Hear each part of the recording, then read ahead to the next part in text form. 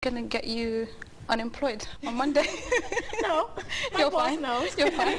Yeah. I didn't like sales, so I had to shift a little, and I actually enjoyed marketing more.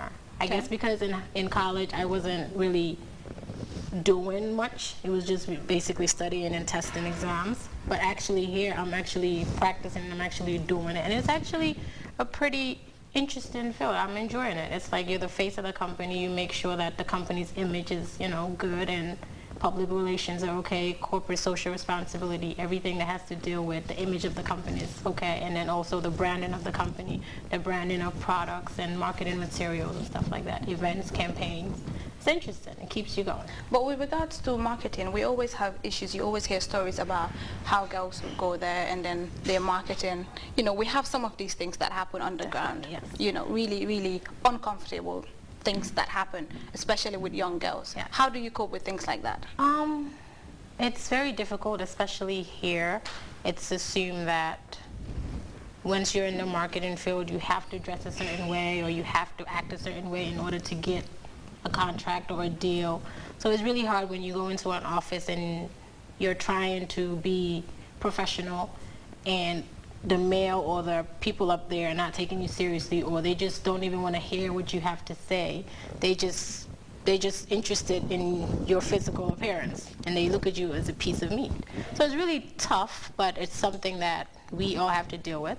And I had a scenario. There's somebody that works in an institution and then they do marketing. And then a customer called and said, "Oh, I want Margot to come to my office and get the money." Yeah, I wouldn't personally. I have a problem with that. Yeah. Because I think it's very wrong. It is. Almost wrong. Why that person? And it's a girl. Yeah. She's not married, and then obviously, it's not her. It's the company. So if you want to do business with them, it has to be the institution, not the person itself. Right. And then a lot of girls are out there. They can't. It's difficult because it's a job. You're earning a living. That's where you pay your bills, look after yourself and your family. It's difficult to say no to certain things. What message would you have? Well, it's pretty sad. And it is, you're right, there's a lot of that going on. And these girls feel like they'll have to do anything just to be up there or just to get a deal or just to get money. When it's like, I know I don't accept stuff like that. I don't accept situations like that. I'm very professional, and when I'm going out to get a contract signed or to get a deal closed, I make sure that's my objective. And if you want to come out of pocket and say anything that's unprofessional, I will leave. It's not like you have to make sure that you respect yourself. It's not always about money, and it's not always about getting that contract. If you feel uncomfortable any kind of way, it's okay to leave. It's not like you're going to get fired. It's like these young girls they'll do anything. They're degrading themselves just to move ahead in a company or just to make money or just to close a deal. It's not always about that. Your self-respect is more important. I mean, we have that all the time, but then again, I'm sure like platforms like this sends out messages to people out there. Exactly. You really don't have to do what you don't want to do. You can always get what you want to get. You have to earn it. Right. You don't have to go that far to do certain things. Right. It's not you as an individual, it's the institution. So if anybody wants to bring business to you, it's them, not you. So when you always have a choice to say no, and that is very important. And Kumba made mention of male-dominated field. I mean, in the Gambia, I mean, most places are male-dominated, but then we need to understand that this is changing gradually and rapidly in Gambia.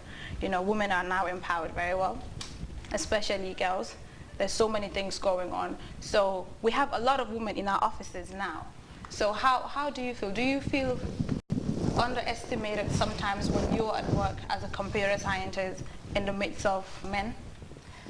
Well, I would say, okay, I'm lucky not to have encountered any of those kind of situations because I did computer science. I studied to the max, and I make sure whatever I'm doing, I know it to my fingertips. So anywhere I perform, I make sure I perform as hard as the man can perform. So in that situation, there's no way you can underrate me because I know what I'm doing. Yeah. Right. And then you quality assurance. What else do you do? Of course you have a career, you have a profession. Yes. This is your life. You go to work every day. What other things do you do apart from your work?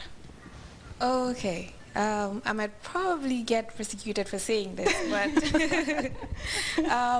I've not attended meeting for a few months, but I'm part of Lend a Hand Society, and luckily enough, like just saying Lend a Hand Society, you just have an image of what that person can do and how strong. Youth activities. Exactly. And prior to that, well, before I left the university, I was part of the debate association. Right. Basically one of the founders. And but that is you was. Yeah, I You're was. no longer. No. What do you do I left now, the university. apart from your work? Yeah, apart from work, it's just Lend a Hand Society. I'm not sure you're telling me what I want to hear. You're a career woman, you have a profession, you go to work every day. We all have we all have extracurricular activities that we engage ourselves in. I mean, when you go home, who is Kumbel at home? Oh, okay, now I get it. Okay, well, this might not sound right, or you might not believe, but Kumbe Good at home is quite boring. Basically, when I get home, like imagine waking up 6 o'clock in the morning, you're working till 5 o'clock, the only thing you want to do is get home and relax. Yeah. So that's basically it. Once I'm home, I just get a shower, probably watch TV or watch a movie or read a book, and sleep off and do the same thing the next day. So it's just a So you don't have a social life? I'll come back to you. Yeah, Margot. I mean, we're all professionals in our own fields. What are some of the challenges that we face? Like, do you have like a standard set? This is a place that I can go to. This is a place that I cannot go to. Meaning like my social life? Yes. Yes. Even though I'm still young, I hold a good position in my company, and since I'm the marketing manager, I'm the image of the company. Right. I need to make sure that I'm aware of that at all times, and I keep that in mind. So I try to, I have fun with my friends, and I spend time with my family as much as I can, but I try to stay out of a lot of situations that could portray me as someone that I'm not. But that is in relation to your work. Yes. Like, I mean, normally when girls are educated in Gambia, I mean, it's normal. When you're educated, you're working, you go to work every day. There seems to be a kind of tension between, especially if you're not married, between guys. Yes. Us and guys. Yes. There's always like, I mean, they're not sure if they're supposed to approach you. Yes. They're thinking, am I supposed to approach her? Is she my type? Will she like me? There's that kind of intimidation. It may not be very high, but it always exists. Do you have any standard set, like, I can't talk to this guy? Well, of course. When you're trying to be someone or trying to be successful, you have to surround yourself with positive people and people that appreciate what you're doing, and people that, you know, you can look up to, and people that, you know, can motivate you. So there's no way I'm gonna be with someone that doesn't do that for me. You know what I mean? Like, I have high standards, yes. And I'm gonna say it, yes I do. I'm not gonna settle for less. I'm not gonna settle for less. What's your take? I'm sure when you got back from studies, everyone was like, "Mary, suñ la ñaanale jàng bi jeex na léegi yéen na la Yàlla may jëkkër bu baax." How do you take that? My 8-year-old cousin asked me, "As you're growing old, you need to get married now."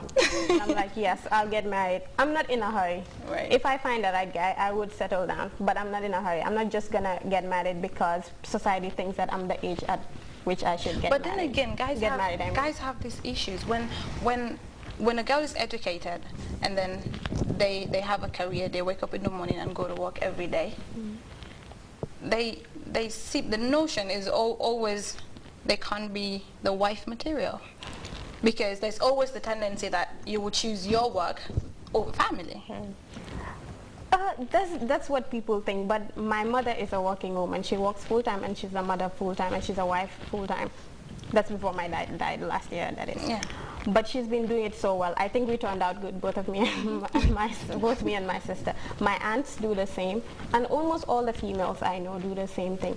So I think it's just an excuse that these guys use to sort of intimidate you into getting with them or lowering your standards. And like Margot says, you have to set a standard for yourself.